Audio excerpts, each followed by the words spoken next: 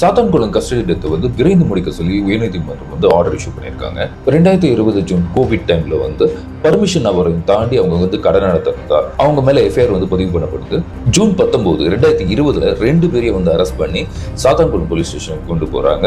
இதுக்கப்புறம் நடந்தது மிக கொடூரமான விஷயம் என்னன்னா custody torture, severe torture and brutal attack பண்ணிருக்காங்க. ஜூன் 24 மெட்ராஸ் ஹைகோர்ட் மெதுரை பெஞ்ச் வந்து இது சோமோட்டோ கேஸா வந்து எடுக்கிறாங்க. தூத்துக்குடி எஸ்பிக்கு ஆர்டர் இஷ்யூ பண்றாங்க இந்த விஷயத்தை என்கொயரி பண்ணி ரிப்போர்ட் சப்மிட் பண்ண சொல்லி. இந்த இன்சிடென்ட்டுக்கு அப்புறம் சிபிஐ கிட்ட இந்த கேஸ் போகுது. சிபிஐ வந்து சார்ஜ் ஷீட் ஃபைல் பண்றாங்க.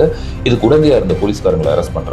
எந்த செக்ஷன்ல கேஸ் ஃபைல் பண்ணிருக்காங்கன்னா Indian penal code 302, 182, 193, 2 level 218 and 34 already ஒரு 6 months கொடுத்தாங்க. அதுக்கப்புறம் டபுள் 4 months கொடுத்தாங்க கேஸ் முடிக்கிறதுக்கு. அந்த டைம்குள்ள முடிக்க முடியல. அதுக்கப்புறம் எலெக்ஷன் சொல்லி ரீசன்லாம் சொன்னாங்க.